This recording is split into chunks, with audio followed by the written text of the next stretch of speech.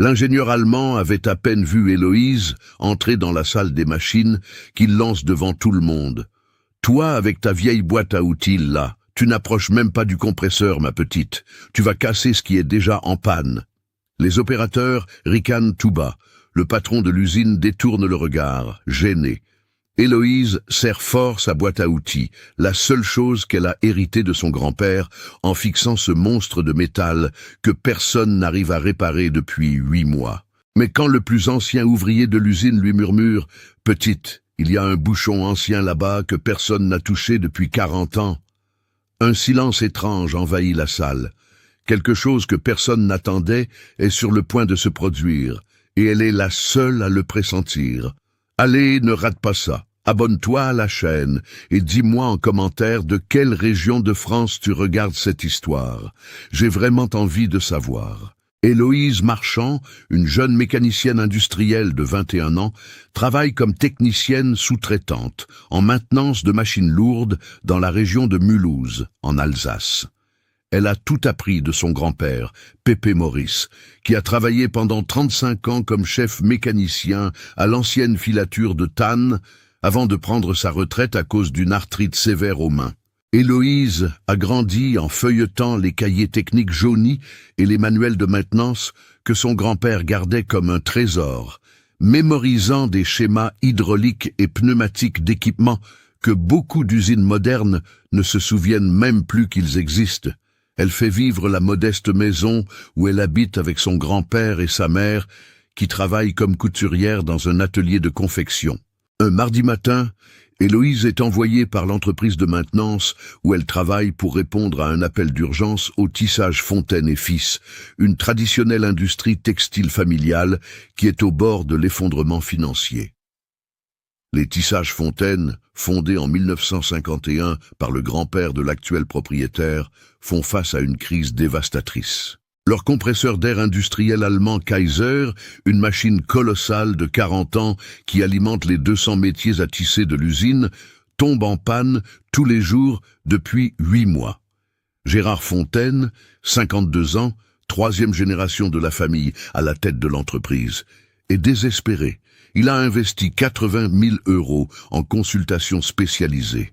Il a fait venir des techniciens de Lyon et même de Stuttgart et a embauché il y a 6 mois un ingénieur mécanicien européen, Hector Vasseur, 38 ans, diplômé en Allemagne et qui touche 6 000 € mensuels de salaire. Rien n'a fonctionné. La production est interrompue quotidiennement. Des contrats de plusieurs centaines de milliers d'euros sont annulés et l'usine a accumulé 500 000 € de pertes. Gérard sent le poids de décevoir 3 générations d'histoire familiale et 180 employés qui dépendent de l'entreprise. Quand Héloïse arrive à l'usine, vêtue de sa combinaison tachée de graisse et portant une vieille boîte à outils, elle est reçue avec un dédain absolu par Hector, qui suppose immédiatement qu'elle est une femme de ménage ou une assistante égarée. Il l'intercepte à l'entrée de la zone des compresseurs et devant une douzaine d'opérateurs se moque d'elle avec un sarcasme cruel, lui demandant si elle est venue nettoyer le sol ou chercher son copain mécanicien. L'humiliation s'intensifie quand Gérard Fontaine apparaît et qu'Hector, voulant impressionner le patron, transforme la situation en spectacle. Il questionne à voix haute comment une entreprise sérieuse pourrait envoyer une gamine pour résoudre un problème que des ingénieurs hautement qualifiés n'ont pas réussi à solutionner. Héloïse essaie d'expliquer qu'elle a été envoyée par l'entreprise sous-traitante, mais Hector l'interrompt constamment, posant des questions techniques complexes pour l'exposer comme incompétente. À sa frustration grandissante, Héloïse répond correctement à chaque question sur les systèmes pneumatiques, la pression différentielle et la maintenance préventive, citant des spécifications techniques exactes du modèle Kaiser BSD 75. Irrité qu'elle en sache plus que prévu, Hector change de stratégie et l'empêche physiquement d'approcher du compresseur, prétextant qu'elle pourrait causer des dommages irréversibles à un équipement qui coûte plus d'1 million d'euros. Gérard, bien que visiblement mal à l'aise face à la cruauté d'Hector, est trop désespéré pour risquer plus de problèmes, et ordonne qu'Héloïse attende pendant qu'Hector fait une nouvelle tentative de diagnostic. Pendant cette attente humiliante, elle discute brièvement avec M. Dominique, l'opérateur le plus ancien de l'usine, qui travaillait là quand le compresseur a été installé en 1984. Et il mentionne en passant qu'autrefois M. Werner, l'Allemand qui avait installé la machine, manipulait des bouchons qu'aujourd'hui plus personne ne sait même qu'ils existent. Tandis qu'Hector et son équipe font une analyse théâtrale et inutile du compresseur, Héloïse a une révélation. Elle se souvient d'un manuel spécifique que son grand-père gardait, un Kaiser BSD original des années 1980 avec des instructions en allemand et en français. Ce soir-là, elle rentre chez elle, trouve le manuel parmi les affaires de son grand-père et découvre quelque chose de crucial. Les anciens modèles Kaiser avait un bouchon d'inspection secondaire sur le collecteur de distribution qui devait être vérifié tous les 6 mois pour drainer la condensation accumulée. Si ce bouchon était oublié, la pression chuterait progressivement, causant exactement les symptômes que l'usine connaissait. Le lendemain, Héloïse retourne à l'usine sans avoir été appelée, apportant le manuel jauni et taché de son grand-père. Elle trouve Gérard dans son bureau, entouré de directeurs de l'entreprise, en réunion d'urgence où ils discutent de la fermeture de l'usine. Avec un courage qui la surprend elle-même, Héloïse interrompt la réunion et, devant tous, y compris un Hector furieux, présente sa théorie. Elle montre l'ancien manuel, traduit les instructions en allemand et explique techniquement comment le bouchon oublié pourrait causer la perte progressive de pression dans le système.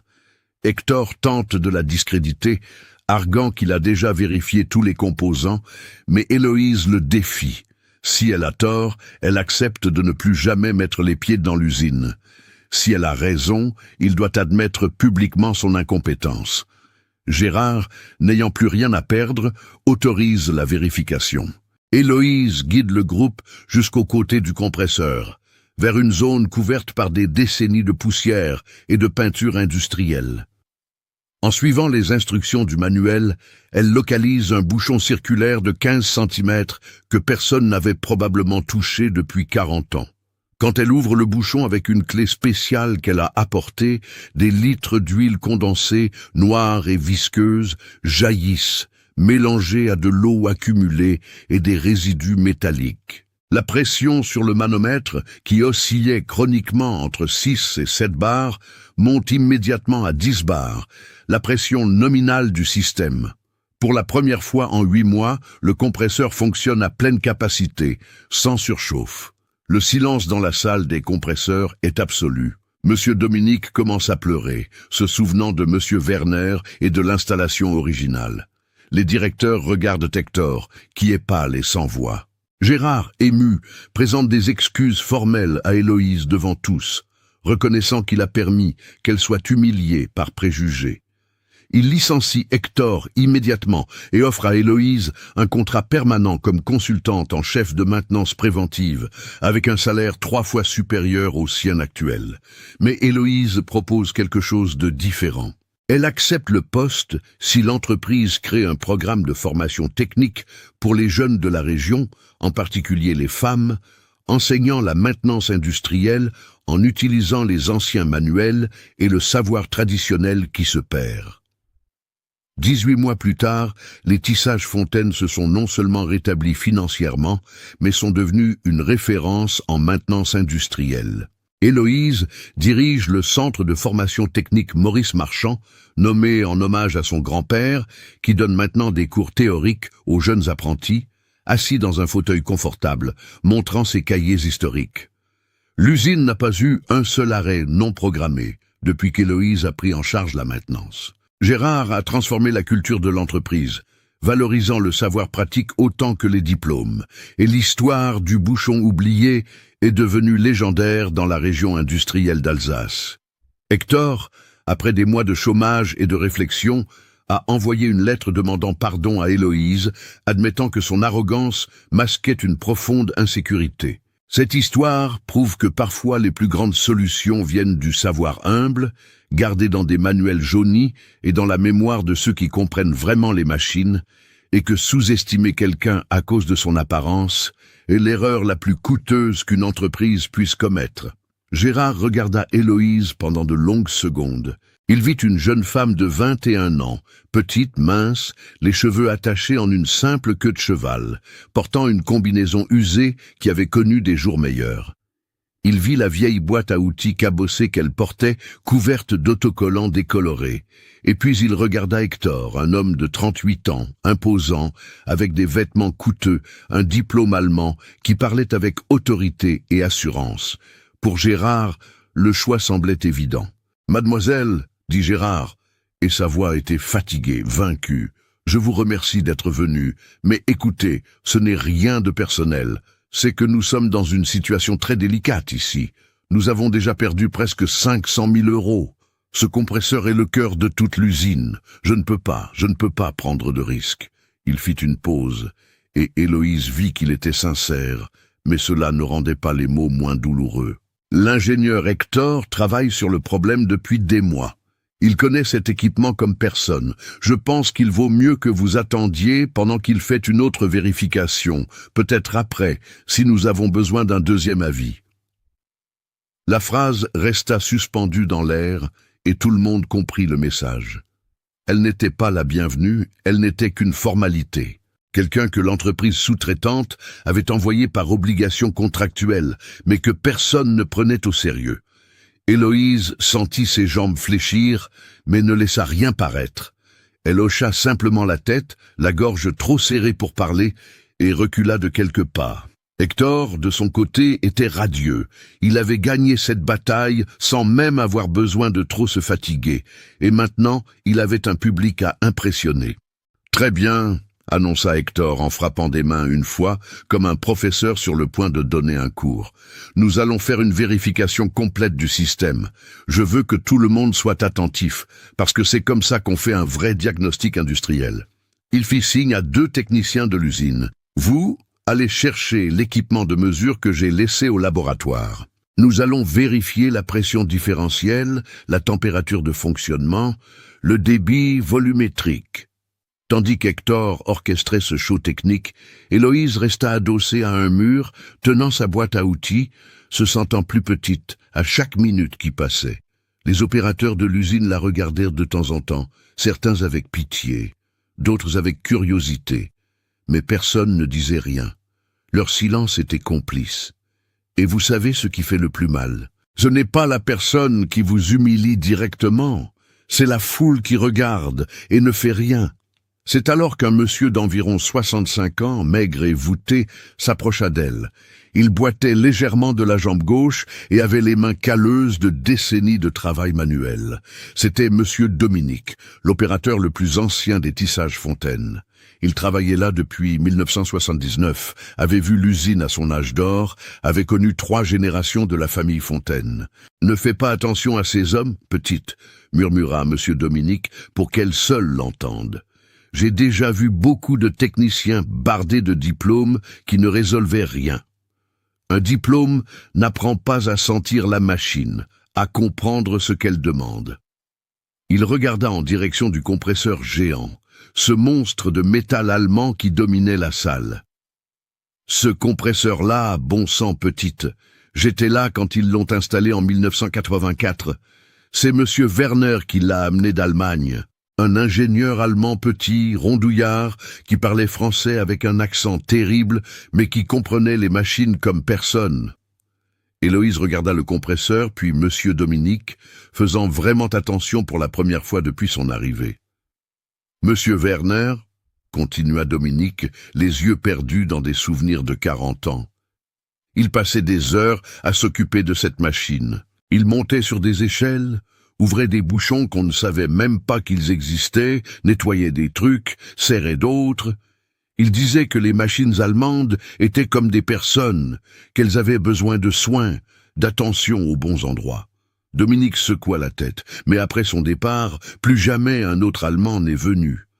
Les nouveaux techniciens, ceux qui viennent aujourd'hui, ils ne savent que regarder des ordinateurs, appuyer sur des boutons. Plus personne n'ouvre les anciens bouchons. Plus personne ne se souvient qu'ils existent. Ces mots résonnèrent dans la tête d'Héloïse. Ancien bouchon, endroit oublié. Elle sentit quelque chose remuer dans sa mémoire, quelque chose de familier, mais qu'elle n'arrivait pas encore à saisir complètement. Pendant ce temps, Hector était dans son élément. Il donna un spectacle technique qui dura presque 2 heures. Il connecta des capteurs, mesura des pressions, vérifia des températures, analysa des vibrations, fit noter des chiffres sur des blocs-notes par les techniciens, consulta un ordinateur portable avec des diagrammes du compresseur. Et pendant tout ce temps, il s'assura de narrer à haute voix chaque étape, utilisant des termes techniques complexes, se pavanant devant Gérard et tous ceux qui regardaient. Et vous savez ce qui s'est passé après tout ça? Absolument rien. Hector n'a rien trouvé d'anormal. Les mesures étaient dans les paramètres acceptables. La température un peu élevée, mais pas critique. La pression oscillante, mais pas alarmante. Il conclut avec l'assurance inébranlable de celui qui n'admet pas être perdu, que c'était probablement un problème intermittent de fluctuation du réseau électrique et qu'il ferait des ajustements fins sur le système de contrôle. Gérard écouta tout cela avec une expression qui était du pur désespoir déguisé en espoir. Il voulait croire, il avait besoin de croire, parce que si même Hector n'arrivait pas à résoudre le problème, que resterait-il ? La fermeture de l'usine, la fin de 3 générations de travail, 180 familles à la rue. Quand Hector eut enfin terminé son diagnostic, il était presque 11 heures du matin. Il se tourna vers Gérard et dit avec ce sourire professionnel « Monsieur Fontaine, je vais mettre en œuvre les corrections que j'ai identifiées.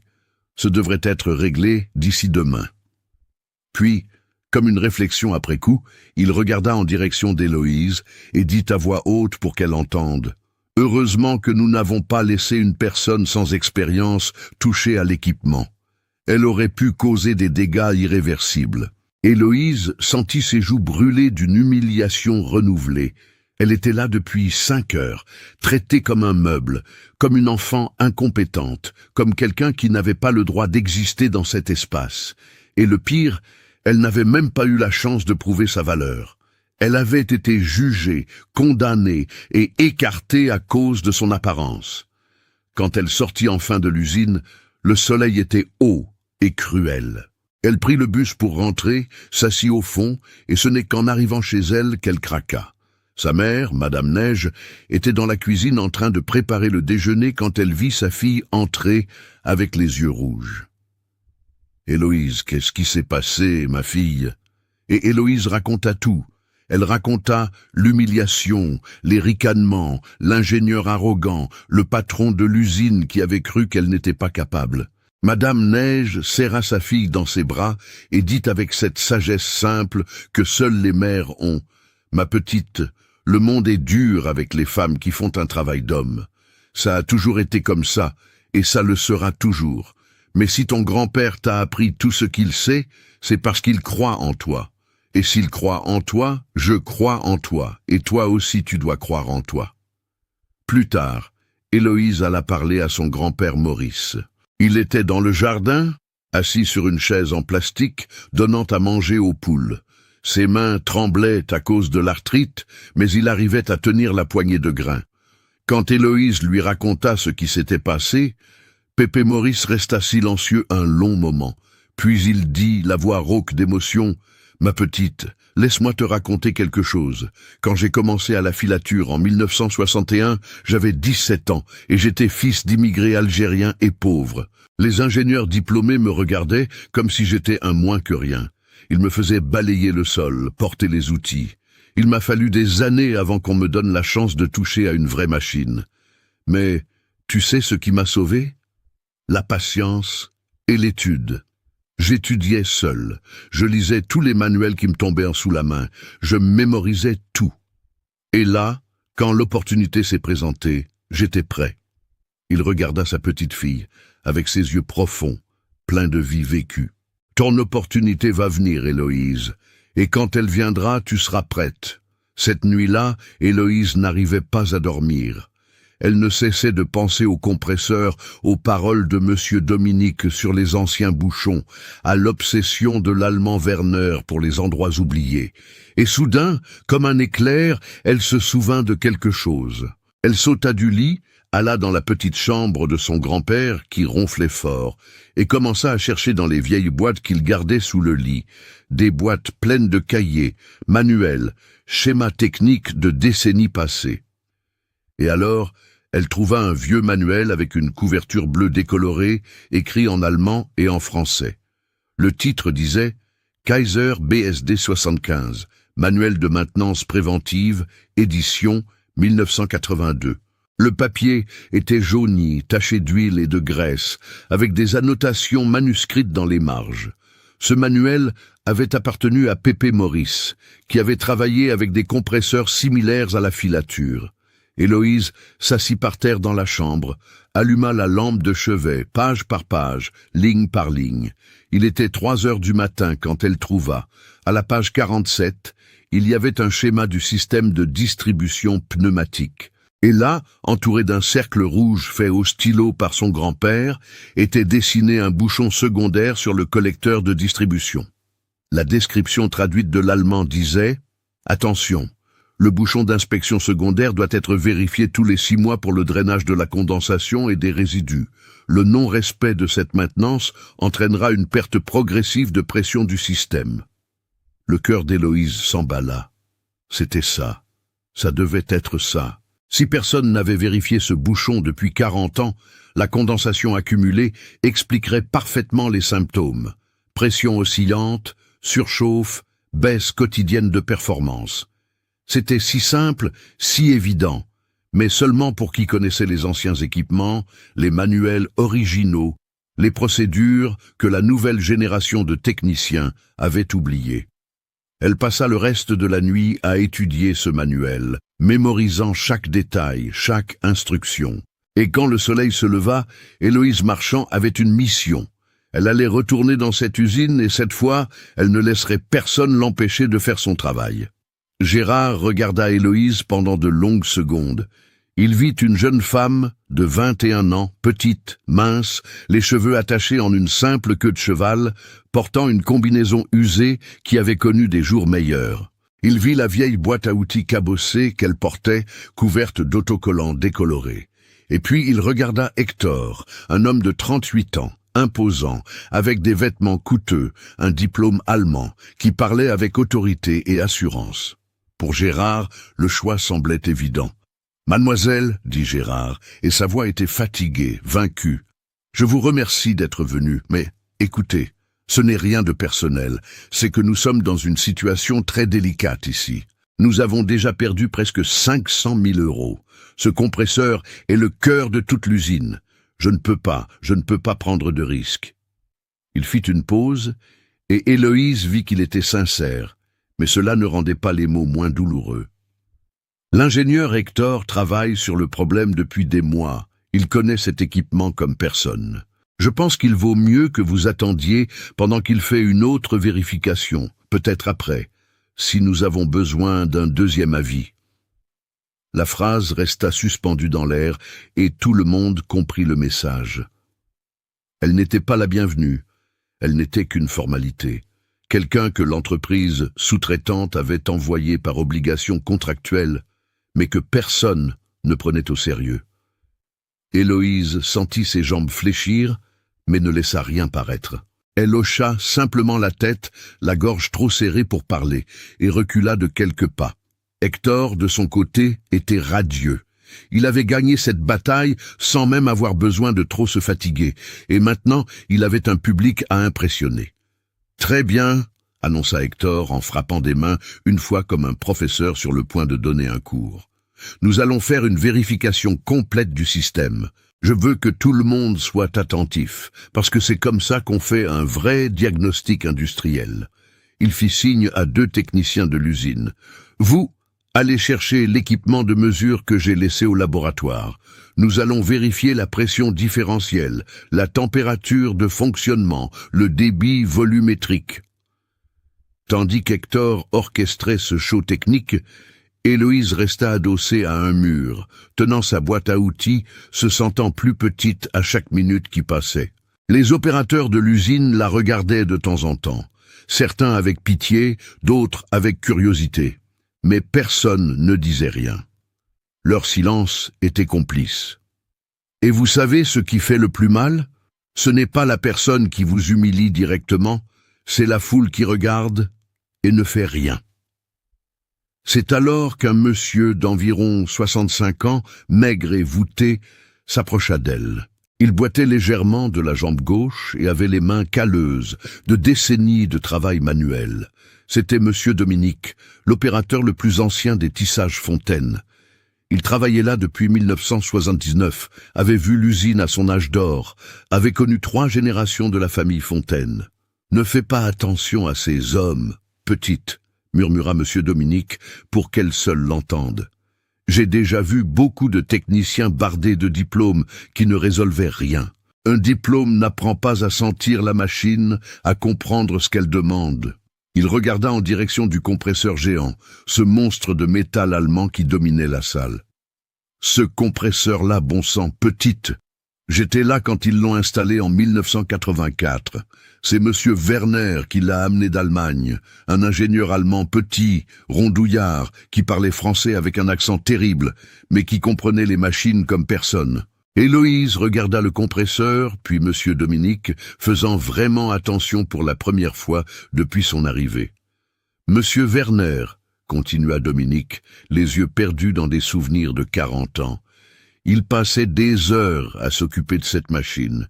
Il montait sur des échelles, ouvrait des bouchons qu'on ne savait même pas qu'ils existaient, nettoyait des trucs, serrait d'autres. Il disait que les machines allemandes étaient comme des personnes, qu'elles avaient besoin de soins, d'attention aux bons endroits.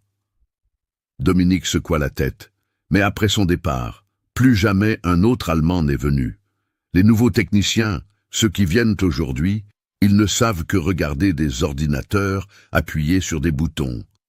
Plus personne n'ouvre les anciens bouchons. Plus personne ne se souvient qu'ils existent. Ces mots résonnèrent dans la tête d'Héloïse. Anciens bouchons, endroits oubliés. Elle sentit quelque chose remuer dans sa mémoire, quelque chose de familier, mais qu'elle n'arrivait pas encore à saisir complètement. Pendant ce temps, Hector était dans son élément. Il donna un spectacle technique qui dura presque 2 heures. Il connecta des capteurs, mesura des pressions, vérifia des températures, analysa des vibrations, fit noter des chiffres sur des blocs-notes par les techniciens, consulta un ordinateur portable avec des diagrammes du compresseur. Et pendant tout ce temps, il s'assura de narrer à voix haute chaque étape, utilisant des termes techniques complexes, se pavanant devant Gérard et tous ceux qui regardaient. Et vous savez ce qui s'est passé après tout ça? Absolument rien. Hector n'a rien trouvé d'anormal. Les mesures étaient dans les paramètres acceptables. La température un peu élevée, mais pas critique. La pression oscillante, mais pas alarmante. Il conclut avec l'assurance inébranlable de celui qui n'admet pas être perdu, que c'était probablement un problème intermittent de fluctuation du réseau électrique et qu'il ferait des ajustements fins sur le système de contrôle. Gérard écouta tout cela avec une expression qui était du pur désespoir déguisé en espoir. Il voulait croire, il avait besoin de croire, parce que si même Hector n'arrivait pas à résoudre le problème, que resterait-il?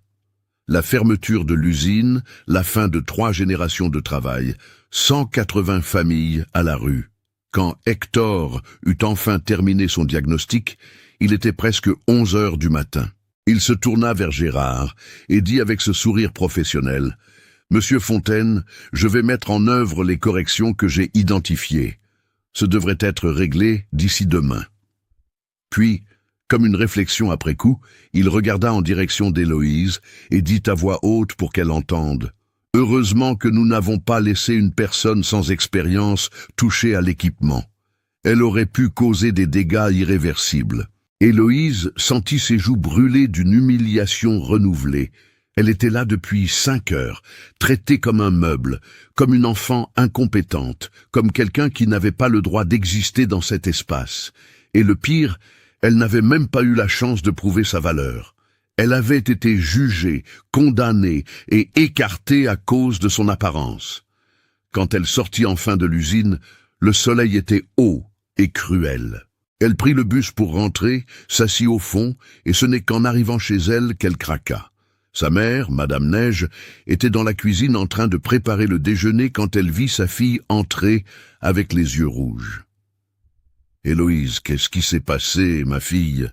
Et Héloïse raconta tout. Elle raconta l'humiliation, les ricanements, l'ingénieur arrogant, le patron de l'usine qui avait cru qu'elle n'était pas capable. Madame Neige serra sa fille dans ses bras et dit avec cette sagesse simple que seules les mères ont: « Ma petite, le monde est dur avec les femmes qui font un travail d'homme. Ça a toujours été comme ça, et ça le sera toujours. Mais si ton grand-père t'a appris tout ce qu'il sait, c'est parce qu'il croit en toi. Et s'il croit en toi, je crois en toi, et toi aussi tu dois croire en toi. » Plus tard, Héloïse alla parler à son grand-père Maurice. Il était dans le jardin, assis sur une chaise en plastique, donnant à manger aux poules. Ses mains tremblaient à cause de l'arthrite, mais il arrivait à tenir la poignée de grains. Quand Héloïse lui raconta ce qui s'était passé, Pépé Maurice resta silencieux un long moment.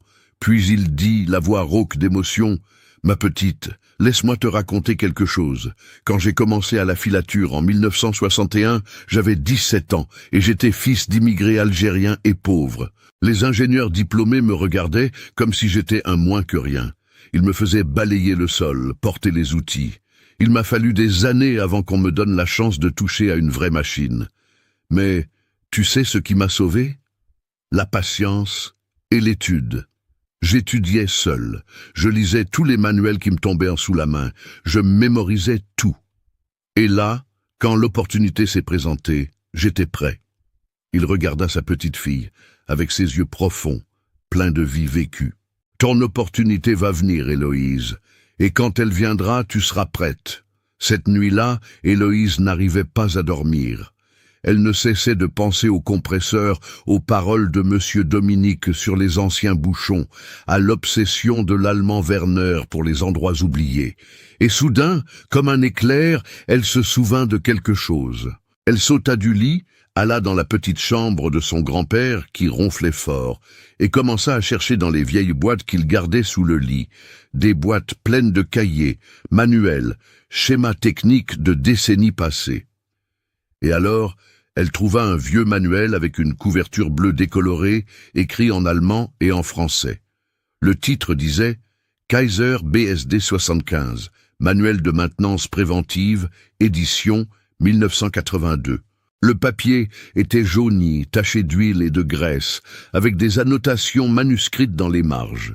Ce manuel avait appartenu à Pépé Maurice, qui avait travaillé avec des compresseurs similaires à la filature.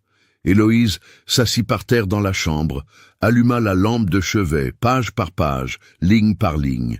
Il était 3 heures du matin quand elle trouva, à la page 47, il y avait un schéma du système de distribution pneumatique. Et là, entouré d'un cercle rouge fait au stylo par son grand-père, était dessiné un bouchon secondaire sur le collecteur de distribution. La description traduite de l'allemand disait « Attention ! Le bouchon d'inspection secondaire doit être vérifié tous les 6 mois pour le drainage de la condensation et des résidus. Le non-respect de cette maintenance entraînera une perte progressive de pression du système. » Le cœur d'Héloïse s'emballa. C'était ça.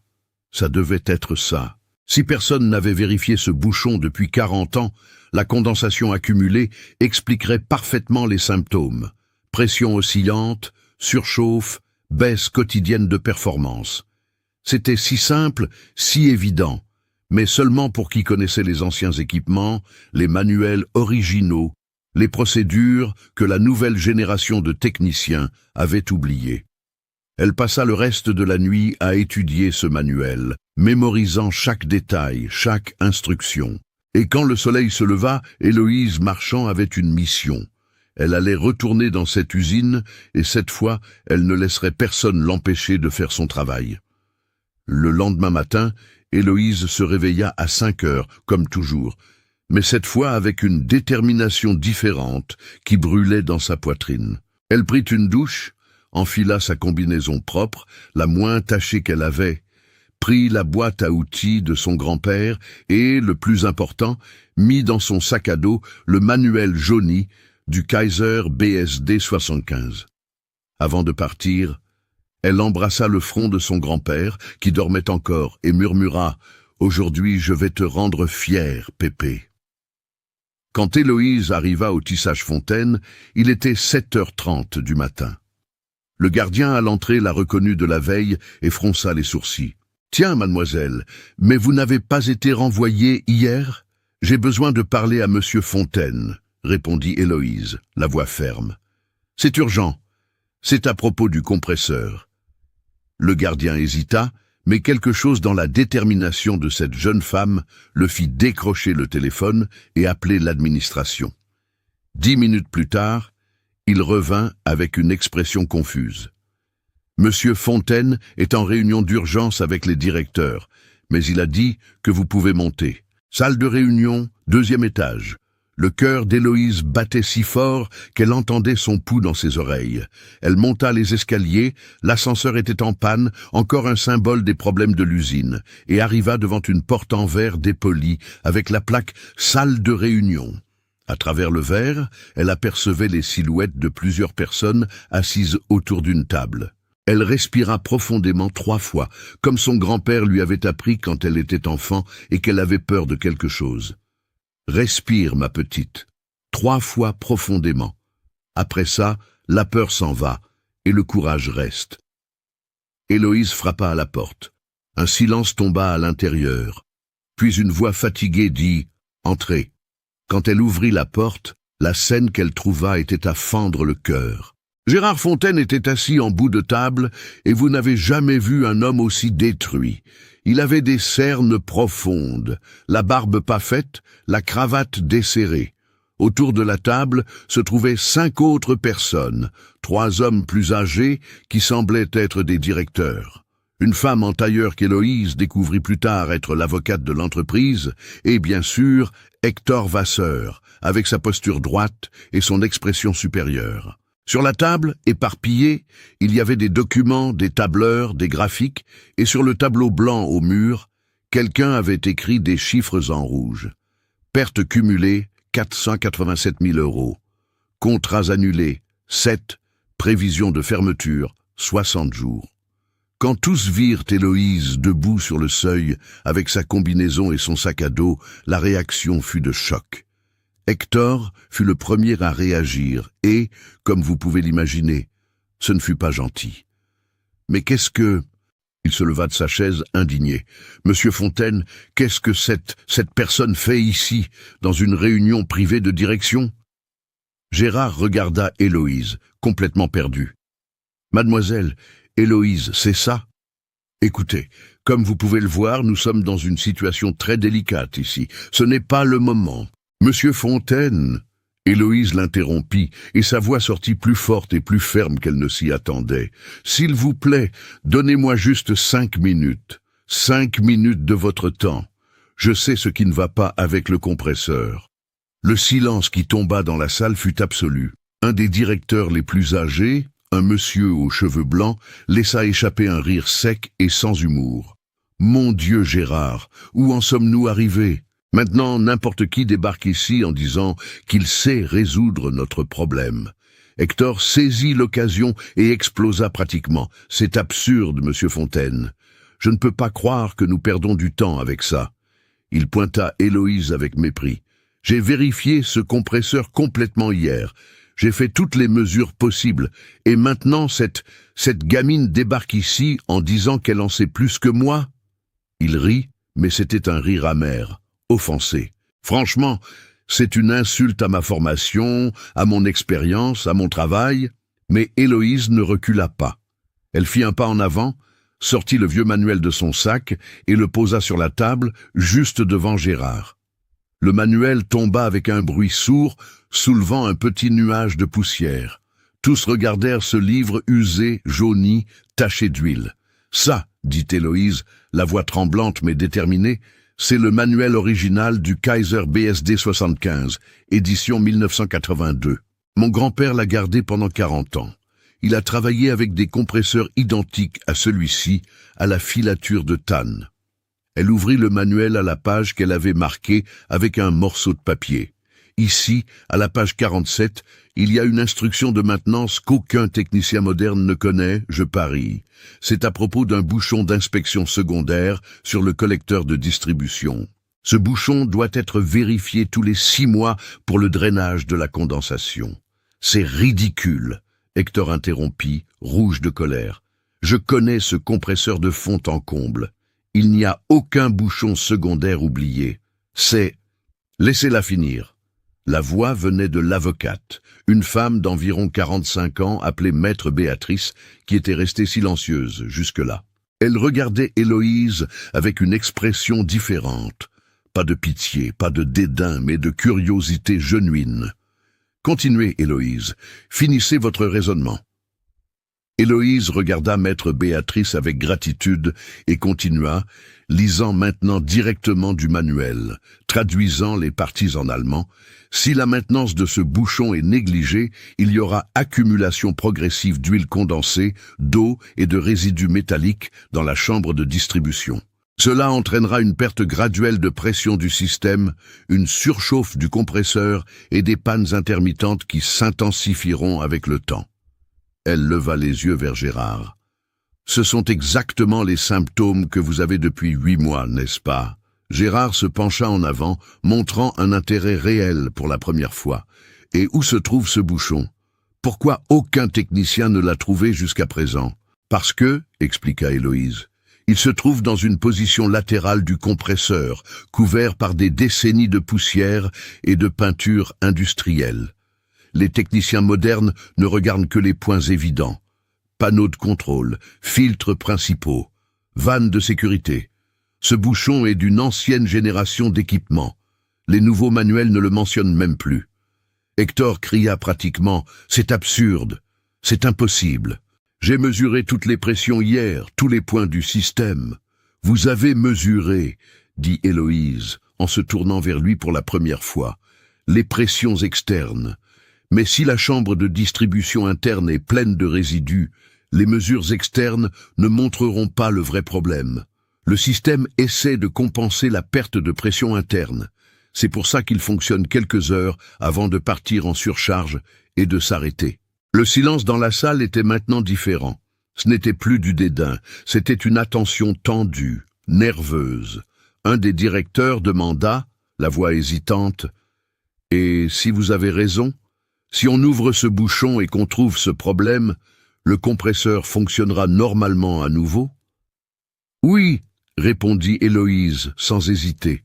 « Immédiatement. » Hector regarda autour de la table, sentant le contrôle de la situation lui glisser entre les doigts. « Monsieur Fontaine, c'est de la folie.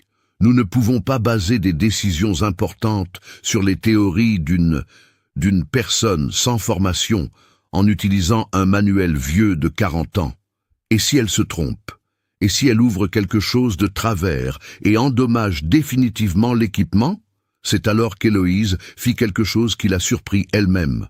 Elle regarda Hector droit dans les yeux et dit, la voix calme mais tranchante, « Je vous propose un marché, ingénieur Hector. Si je me trompe, si j'ouvre ce bouchon et que je ne trouve pas exactement ce que j'ai dit, je ne remets plus jamais les pieds dans cette usine. Je ne travaille plus jamais dans la maintenance industrielle.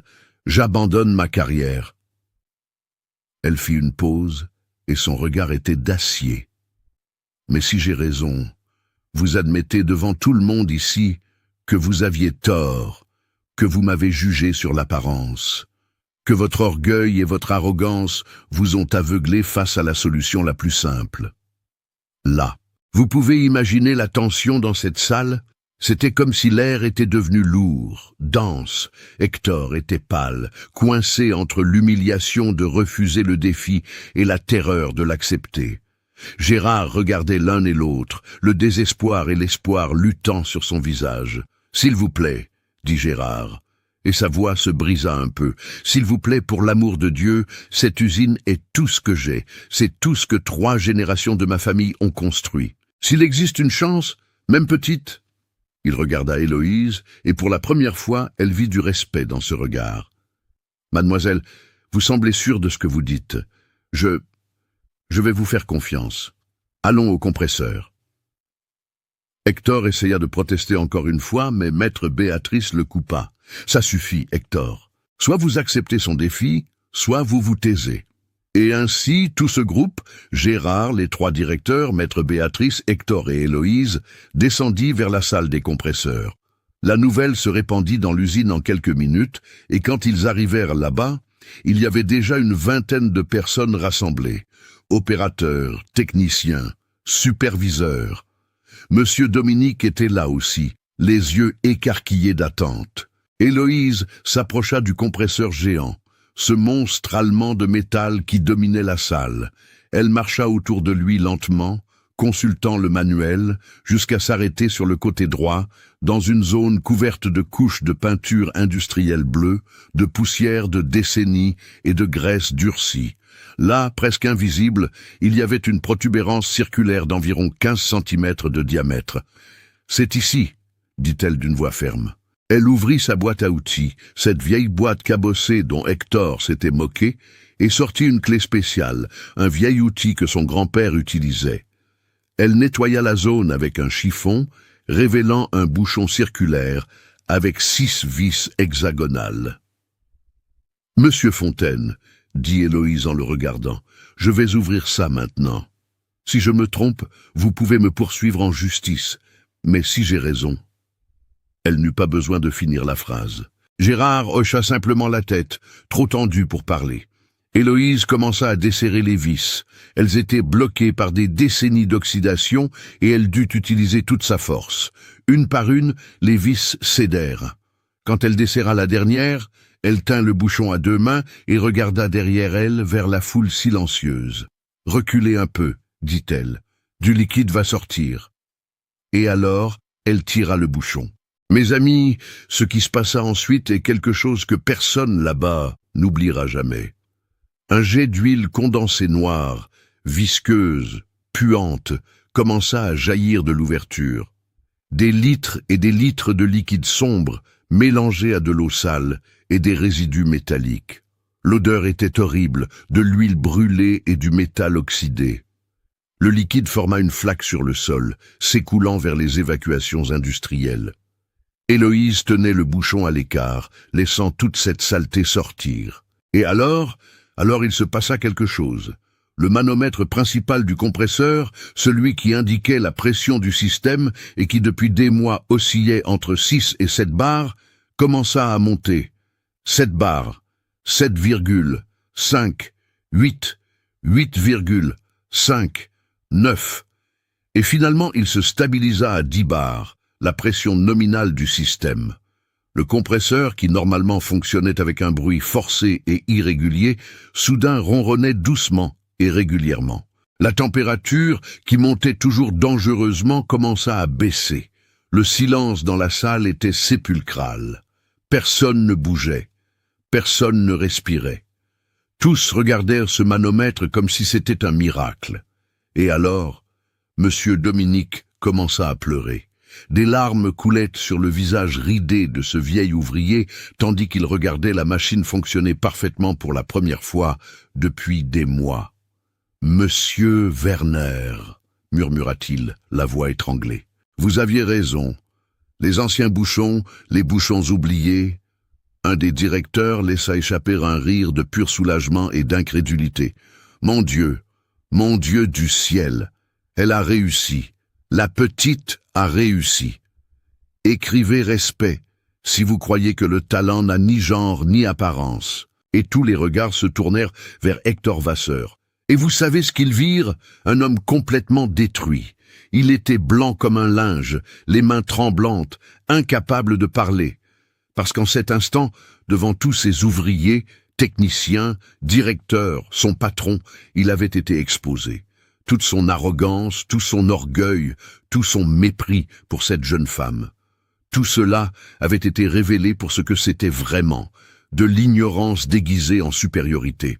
Mes chers amis, maintenant, laissez-moi vous raconter la fin de cette histoire, parce que ça ne sert à rien d'avoir justice, d'avoir reconnaissance, si les choses ne changent pas vraiment, si elles ne laissent pas un héritage qui dure, qui transforme.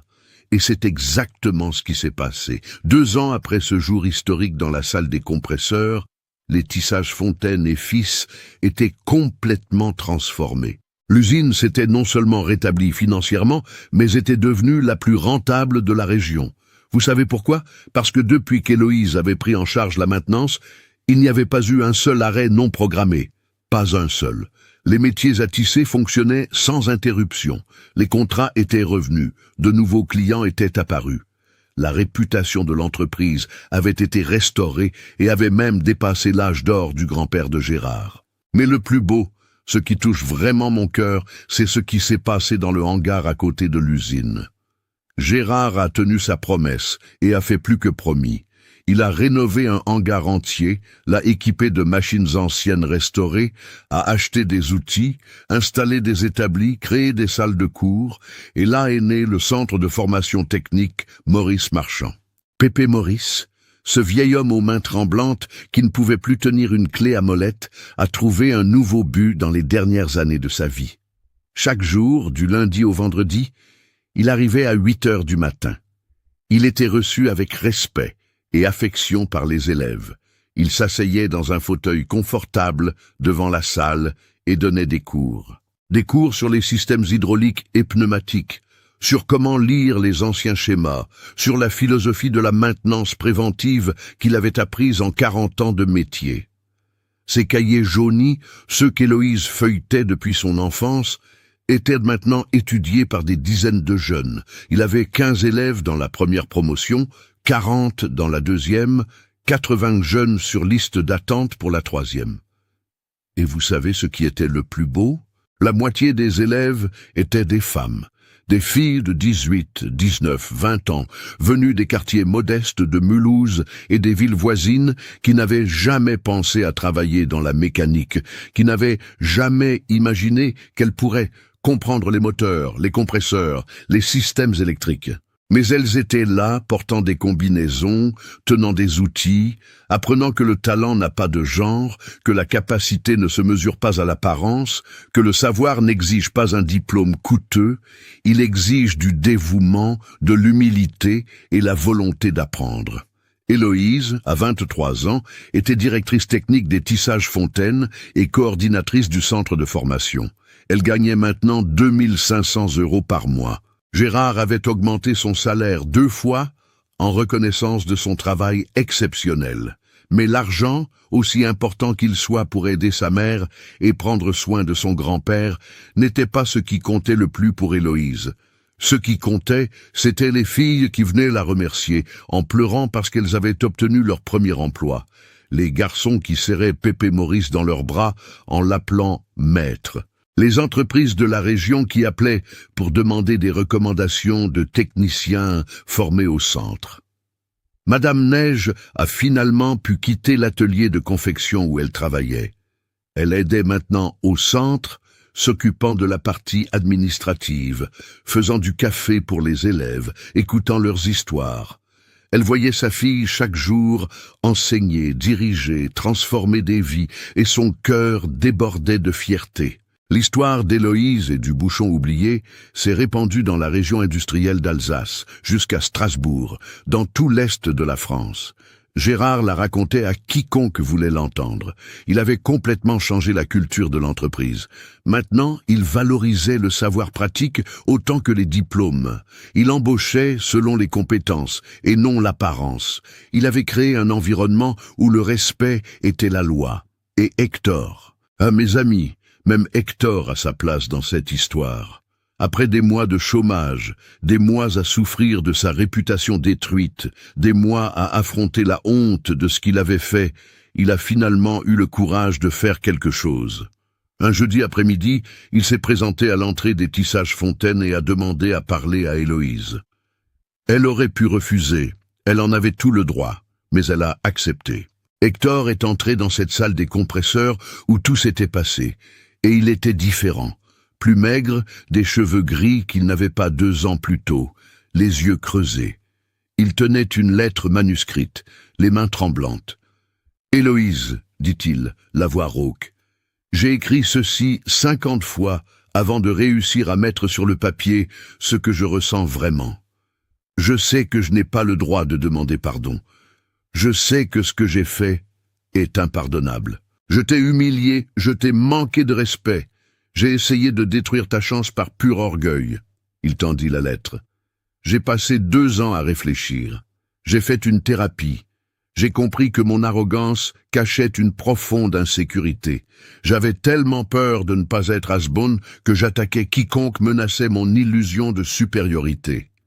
Héloïse prit la lettre, la lut en silence. C'étaient 3 pages de demande de pardon sincère, de reconnaissance des erreurs, de gratitude pour la leçon qu'elle lui avait donnée sans le vouloir. « J'accepte vos excuses, » dit finalement Héloïse. « Pas parce que vous le méritez, mais parce que je ne veux pas porter de la colère dans mon cœur. Mais Hector, il faut que vous compreniez une chose. Vous ne me devez rien. Vous devez aux prochaines personnes qui croiseront votre chemin.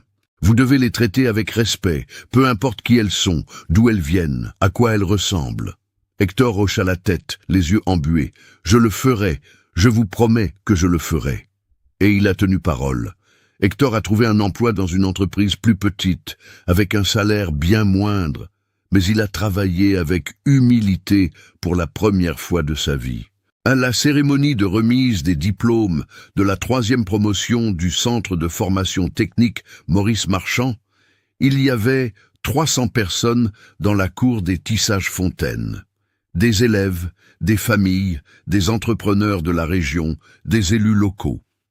Pépé Maurice était assis dans un fauteuil roulant maintenant. L'arthrite avait empiré, mais son sourire illuminait tout l'endroit. Héloïse fit un discours émouvant sur comment un bouchon oublié d'un vieux compresseur avait changé la vie de tant de gens. « Cette histoire, dit-elle, la voix ferme mais émue, n'est pas à propos de moi. Elle est à propos de mon grand-père qui a gardé du savoir quand tout le monde disait que le vieux ne sert plus à rien. Elle est à propos de Monsieur Dominique qui s'est souvenu des détails qui comptaient. Elle est à propos de vous tous, jeunes qui êtes là, prouvant que le talent n'a pas d'âge, n'a pas de genre, n'a pas de classe sociale. » Elle regarda l'assistance, tous ces jeunes visages pleins d'avenir. « Et elle est à propos d'une leçon que j'espère que personne ici n'oubliera jamais.